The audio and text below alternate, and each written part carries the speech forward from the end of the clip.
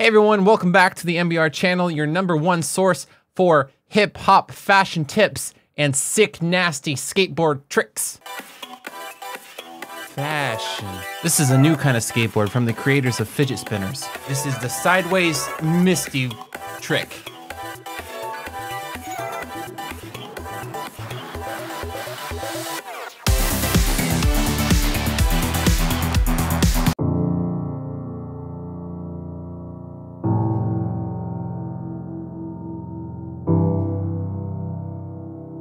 So anyways, welcome back to another reading your comments. Last week, I wanted the theme of this one to be embarrassing stories. Tell me your embarrassing story, or funny or fake, it didn't really matter either way. We're gonna have this is a bonding experience. I shared you my experience of how I wore capris for someone I was trying to impress, thinking that it was a nice pair of clothing, but she had the same exact outfit. Oh God. And now you guys are telling me something about yourself, and it's a bonding, you laugh about it. Sometimes you just gotta laugh the pain away, you know?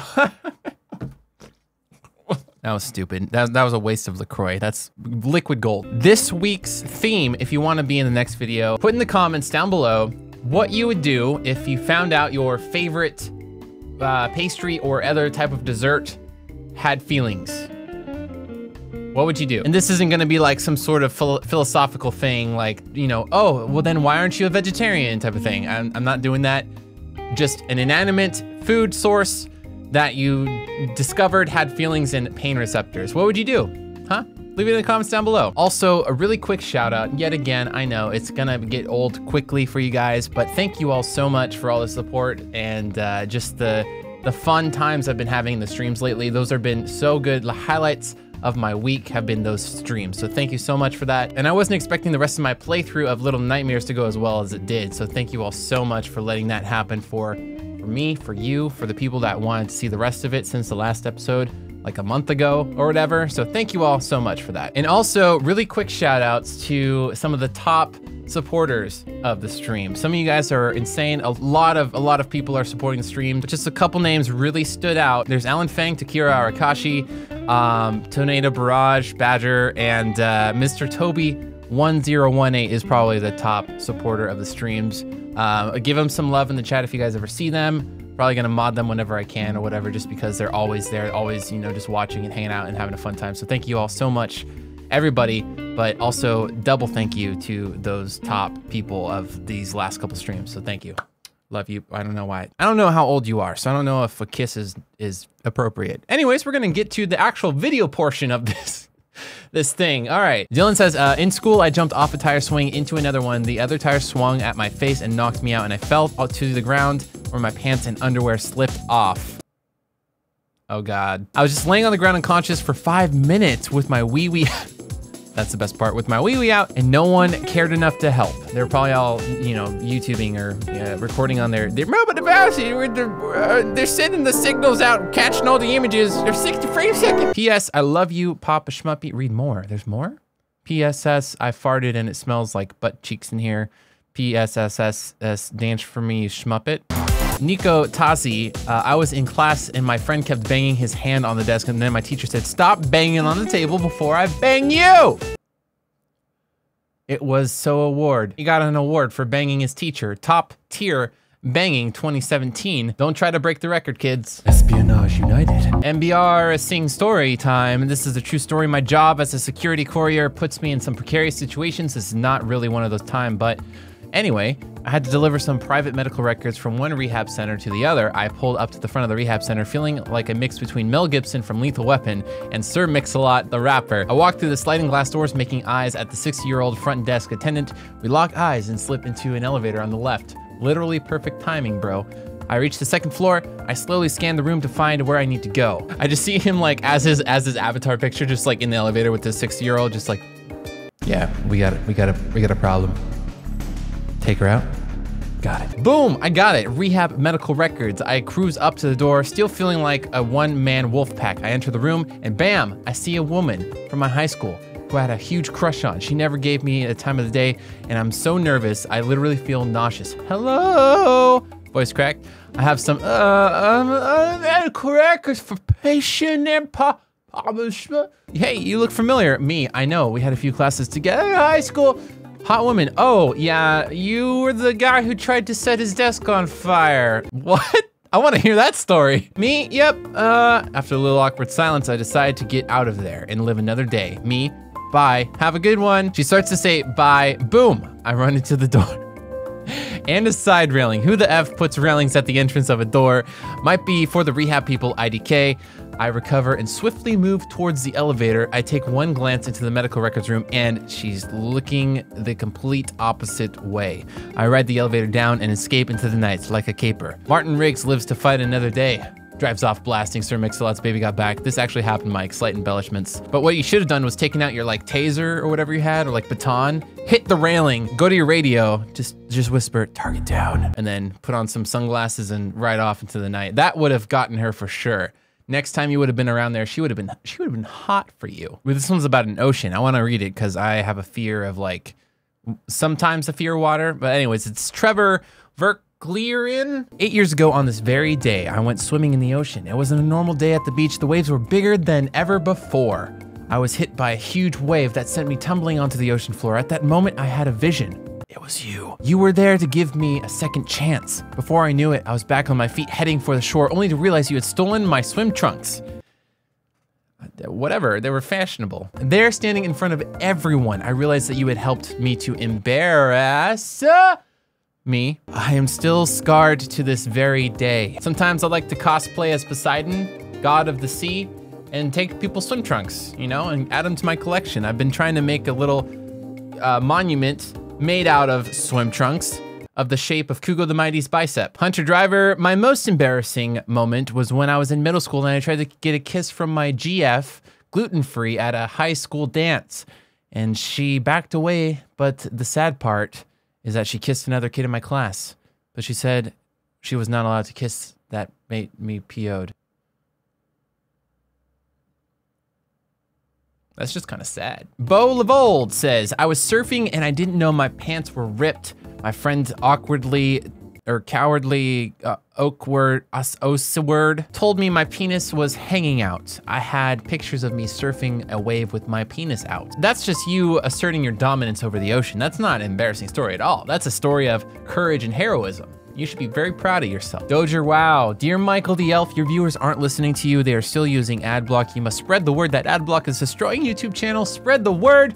Listen, AdBlock is destroying YouTube channels. Well, that's awkward. That's really embarrassing that people aren't listening to that. That's so embarrassing. I wish it wasn't so true and embarrassing. It's true. Alessandro Caffio. eMBeaR, I could teach you Italian. First lesson, Schmoopyland is Campo Marino. And Little Temtem is Brunetta. I don't know if you're supposed to say it like that. I apologize if that's offensive. That's just, I don't know. I hope you enjoyed speaking my spooky language, pizza, and I don't know what that is. Thanks for the lesson. Now I know how to offend people more. May the bro shayo. When I was 12 or 13, I was just hanging out in the backyard. Then I saw a stick just lying there. Who just sees a stick lying there? That's gotta be a sign, right? That's gotta be a sign. I immediately knew what I had to do. Jedi time! So I twirled the lightsaber, and majestically as Darth Maul in my head, I used forced lightning on the innocent oak tree. And, I should be reading it like this. And of course, I performed the most dramatic death scenes. And then I got bored and walked inside and saw my sister, and the dad laughed at me uncontrollably. It took me a while to get over it because I really was too old to play imagination like that, especially by myself. I was the ripe old age of 37 years old. Yes, we all still live together. Deal with it. But I'm glad I can look back at it happily now that I'm on the dark side. You know what? I think that's rad. You do you, man. You do you. Now that I'm reading these, a lot of them are about underwear and like crotch parts.